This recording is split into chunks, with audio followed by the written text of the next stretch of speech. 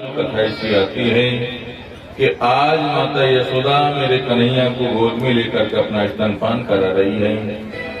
उसी समय गोपी आई और गोपी ने कहा, अरे यशोदा, तू यहाँ लाला को गोद में लेकर के बैठी है, वहाँ चूल्हे पर जो दूध रखा है वो दूध तो उफन करके चूल्हे में ही गिरता जा रहा है।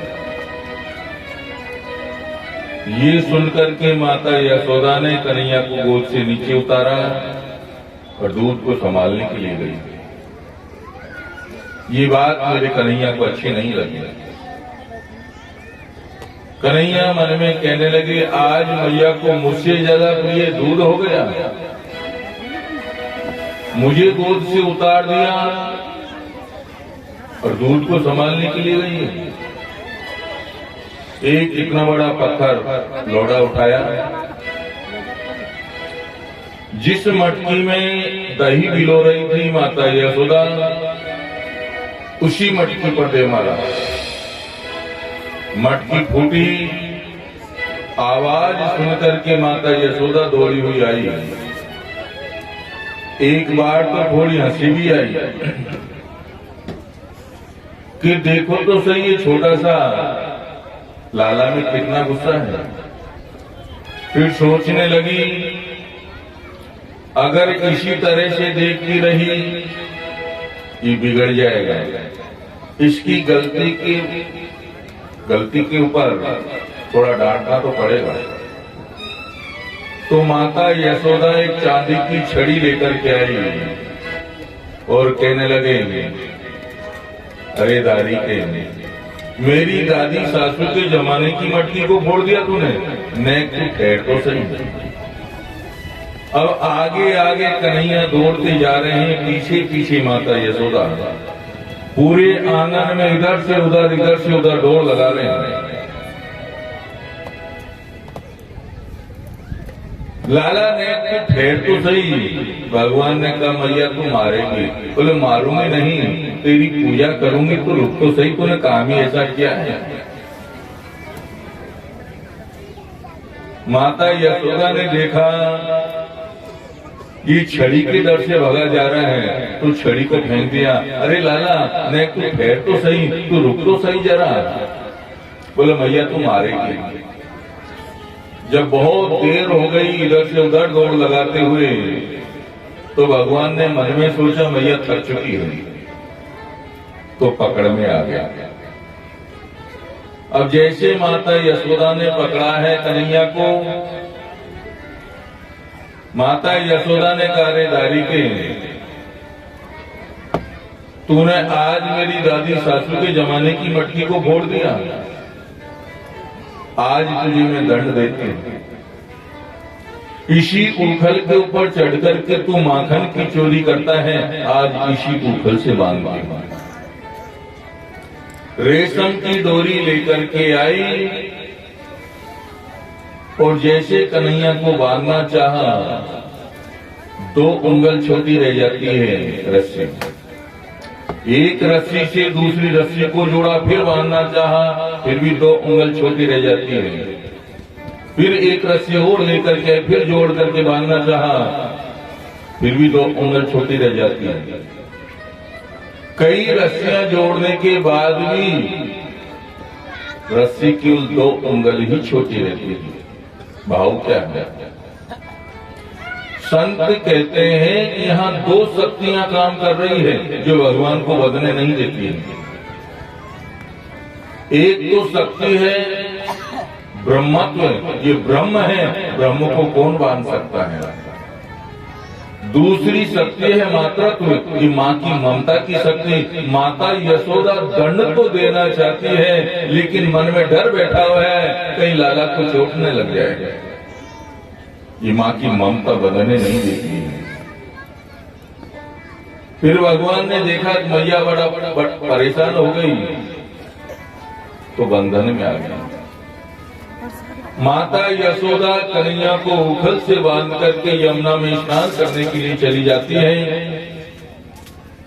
इधर कन्हैया घुटमन चलते हुए जैसे आगे बढ़े हैं, और माता यशोदा के महल के दरवाजे पर 2 यमलाटों के वृक्ष लगे हुए हैं। कन्हैया तो दोनों वृक्षों के बीच में से निकल गए, लेकिन उखल फंस गया। जैसे ही भगवान ने थोड़ा झटका दिया,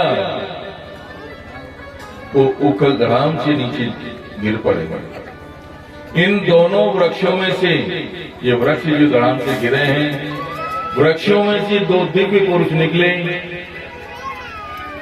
भगवान ने कहा, क्या कौन है, अपना परिचय दो। ये कहने लगे, प्रभु हम कुबेर के पुत्र हैं।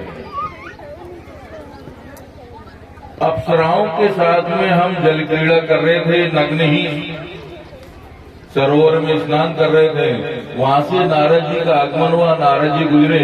ये अप्सराएं तो जल्दी जल्दी निकल करके अपने वस्त्रों को ठीक करने लगी, यानी वस्त्र पहनने लगी। लेकिन हम ऐसे नंगे के नंगे ही नारद जी के सामने खड़े हो गए। नारद जी ने कहा, तुम्हें नंगे रहने का इतना शौक है, जाओ वृक्ष बन जाओ, पेड़ बन जाओ। हमने क्षमा याचना की कि नारद जी हमें क्षमा कर दो, हमसे अपराध हुआ। नारद जी ने कहा कि तुम वृक्ष तो बनोगे, पेड़ तो बनोगे, लेकिन माता यशोदा के दरवाजे पर जब भगवान कृष्ण का स्पर्श जब तुमको हो जाएगा, तुम्हारी वृक्ष योनि छूट जाएगी।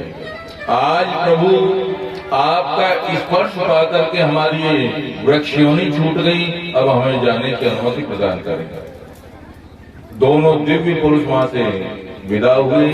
भगवान ने इन वृक्षों के गिरने की जो आवाज है, अभी तक बांध रखा था, जैसे ही आवाज को छोड़ा, पूरे ब्रजमंडल में आवाज गूंजी। सभी ब्रजवासी, माता यशोदा, गोपियां सब दौड़ती हुई आए। नंद बाबा ने जैसे ही देखा कि कन्हैया इस यमलार्जुन के वृक्षों की डालियों के बीच में उलझे पड़े हैं, तो नंद बाबा ने कन्हैया का बंधन खोला और आज माता यशोदा को डांट लगाने लगे, ऐसा दंड देती हो लाला को? ये वृक्ष अगर लाला के ऊपर गिर जाते तो?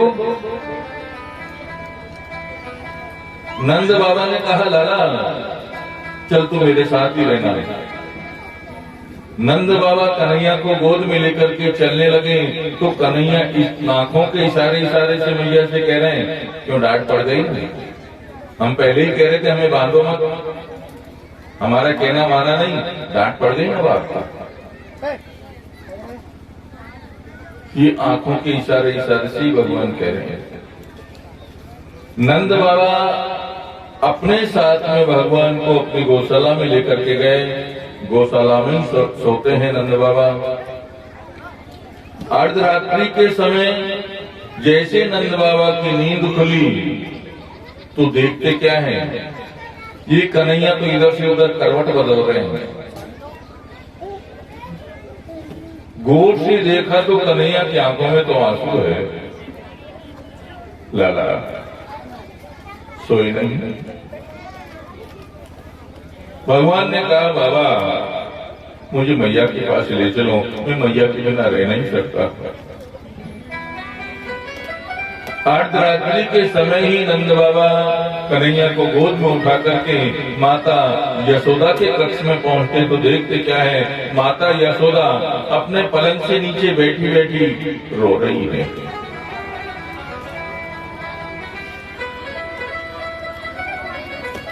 नंद बाबा ने कहा, देवी संभालो अपने लाल को, ये भी तुम्हारे बिना एक क्षण भी सो नहीं पाया।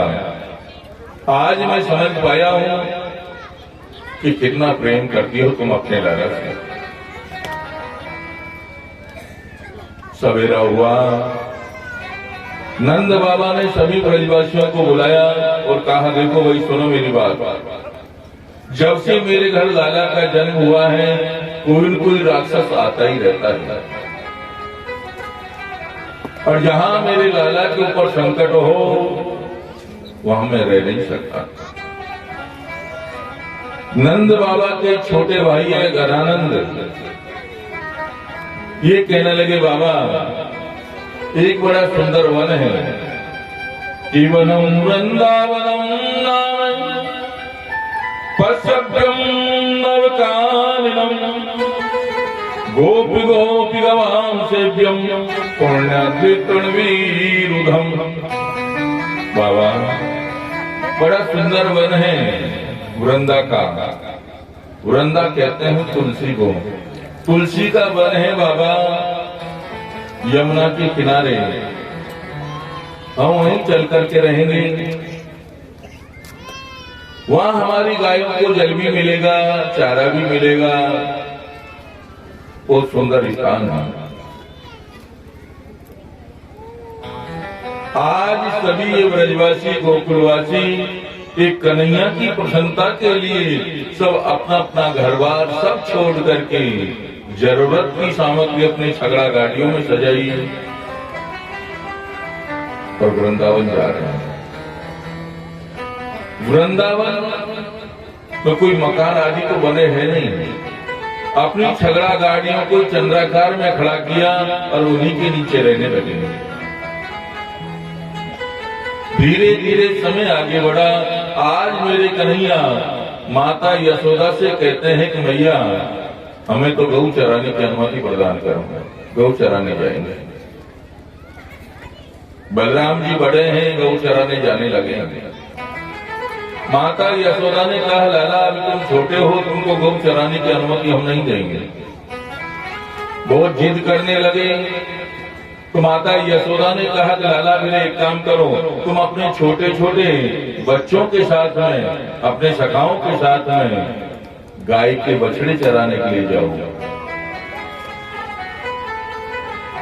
यहाँ वृंदावन में भी कई कई राक्षसों को कंस ने भेजा, वत्सासुर आया, भगवान ने उनका उद्धार कर दिया, बकासुर आया, भगवान ने उनका उद्धार कर दिया। आज एक राक्षस को और भेजा, इस राक्षस का नाम है अघासुर। अग कहते हैं पाप को, ये पाप का प्रतीक है। अजगर का रूप लेकर के जो आया, विशाल शरीर बना करके रास्ते में ही लेटा हुआ है मुंह खोल करके। अब ये भगवान जो गाय के बछड़े चराने के लिए जा रहे हैं, आगे आगे भगवान के सखा चल रहे हैं, पीछे गाय के बछड़े चल रहे हैं और उसके सबसे पीछे मेरे कन्हैया चल रहे हैं। जैसे ही इन सखाओं ने देखा सामने अघासुर को लेटा हुआ विशाल शरीर है, सखा आपस के छोटे छोटे बच्चे हैं, 2-3 वर्ष की आयु होगी इनकी, कोई 2 वर्ष का, कोई 3 वर्ष का, कोई 4 वर्ष का। ये आपस में चर्चा करते हुए जा रहे हैं। जैसे अघासुर को देखा, एक कहने लगा अरे भैया वो सामने क्या है, दूसरा कहने लगा तो नहीं जानता, अरे ये कोई वृंदावन की गुफा होगी। एक प्रश्न करता है, दूसरा उसका जवाब दे देता है। एक कहने लगा अरे हमने तो कहानियों में सुना है कि गुफाओं में तो संत लोग तपस्या करते रहते हैं। दूसरा कहने लगा चलो जो होगा तो देखा जाएगा, आज संतों के हम दर्शन कर ही आते हैं। ऐसी बातें करते हुए चले जा रहे हैं। जैसे ही अघासुर के मुख के पास पहुंचे, मुंह खोल करके जो अघासुर लेटा हुआ है और मुंह अंदर से लाल होता है। एक ने कहा अरे भैया वो सब ठीक है, ये लाल रंग की क्यों है? दूसरा कहने लगा तो नहीं जानता, जो अच्छी गुफा होती है वो लाल ही रंग की हुआ करती है। एक प्रश्न करता, दूसरा उसका समाधान कर देता है। और छोटे छोटे बच्चे, अब अघासुर के मुख में जैसे प्रवेश करने लगे, अब जैसे ही अघासुर की जीभ के ऊपर पैर रखा, अब जीभ थोड़ी गुदगुदी होती है ना। एक कहने लगा अरे भैया वो सब ठीक है, लेकिन इसमें गुदगुदा गुदगुदा क्या है? दूसरा कहने लगा तू नहीं जानता, जो अच्छी गुफा होती है उसमें गद्दे बिछे रहते हैं।